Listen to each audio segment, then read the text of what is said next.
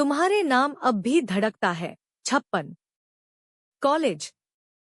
व्योम को देख सब शॉक्ड रह गए, जो जलती आंखों से वरुण और मेहर को घूर रहा था।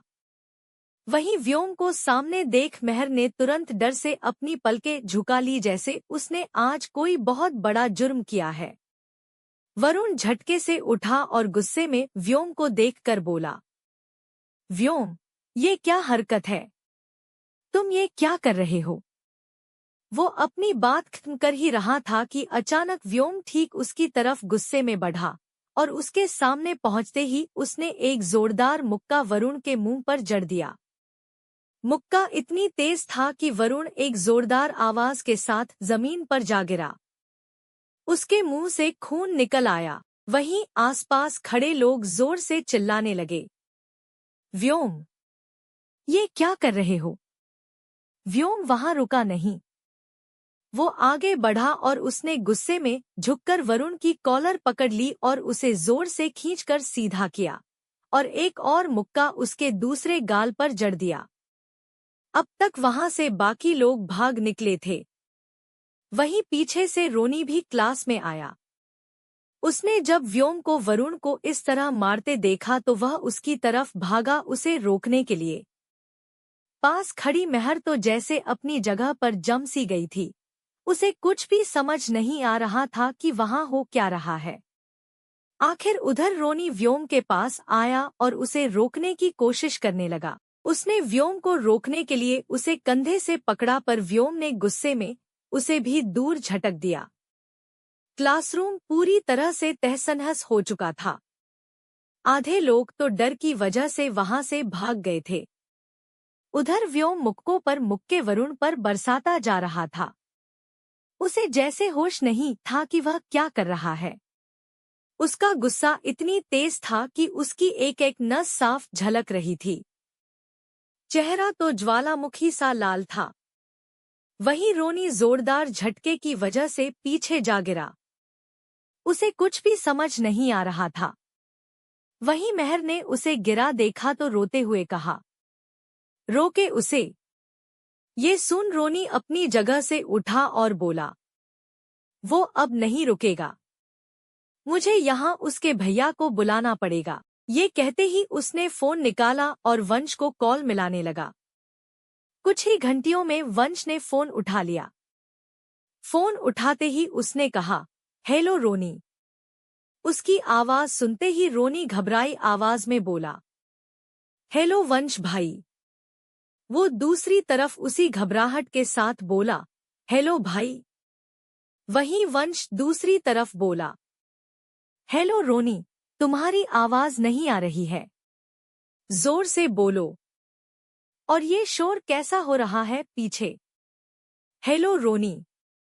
वहीं अचानक फोन से एक जोरदार आवाज वंश के कानों में पड़ी, कुछ तेजी से गिरने की। आवाज सुनते ही वंश परेशान होता हुआ बोला, ये आवाज कैसी है? ये आवाज सुनते ही रोनी भी पीछे मुड़ा, जहां एक लोहे का बैनर जमीन पर गिरा था। रोनी घबराहट में मेहर की तरफ मुड़ा और बोला, मैं बाहर जा रहा हूं। तुम तब तक उसे रोकने की कोशिश करो। ये कहते ही रोनी फोन पर हेलो हेलो करते हुए वहां से बाहर निकल गया।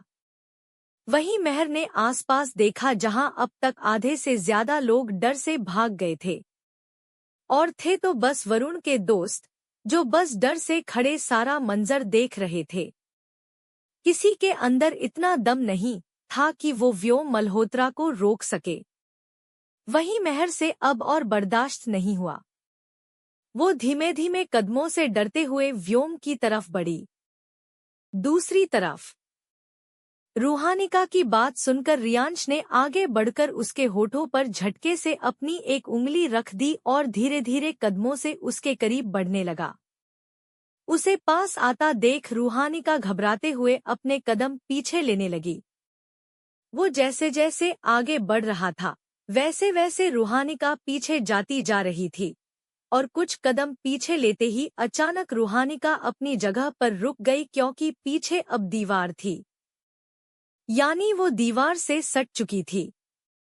रियांश की करीबी ने उसकी धड़कनें वैसे ही बढ़ा दी थी और बाकी कमी डर पूरी कर रही थी। वो कंपते हुए अपने होंठ खोलने की कोशिश करने लगी, मगर अब जैसे उसका शरीर भी उसका साथ नहीं दे रहा था। रूहानिका ने काफी हिम्मत कर रियांश से डरते हुए कहा, आप देख सकते। उसने इतना ही कहा था कि तभी अचानक रियांश जोर जोर से हंसने लगा। है। वहीं रूहानिका की आंखों में हैरानी और बढ़ गई। अचानक रियांश चुप हुआ और धीरे से एक मुस्कान के साथ बोला, रूहानिका, आप भी ना। कितनी बेवकूफ हैं।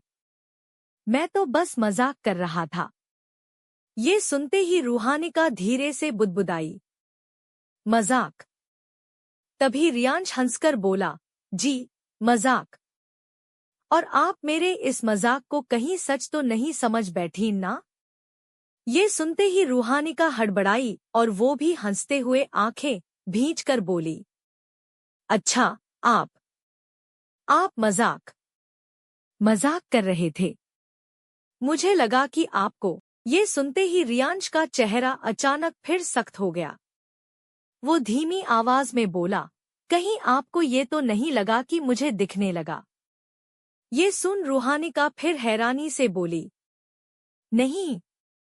नहीं, ऐसा नहीं है। मैं तो बस। दूसरी तरफ एक गाड़ी में एक आदमी काले रंग की जैकेट पहने और चेहरे पर मास्क लगाए बैठा था।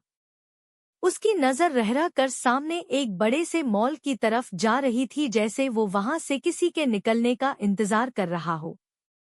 वो खुद से बोला, कब आएगा ये बाहर? उसने इतना ही कहा था कि उसका फोन अचानक बज उठा। उसने फोन की तरफ देखा जहां बॉस लिखा शो हो रहा था। स्क्रीन पर लिखा शब्द पढ़ते ही वो डर से हल्का घबराया, पर फिर एक लंबी सांस भरते हुए उसने फोन उठा लिया। फोन के दूसरी ओर वही शख्स था जो कुछ देर पहले अजीत से बात कर रहा था।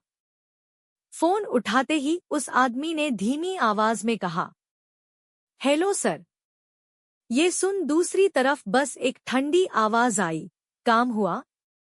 ये सुनते ही वो आदमी हल्की लड़खड़ाती आवाज में बोला, जी, मैं बस यहीं हूँ।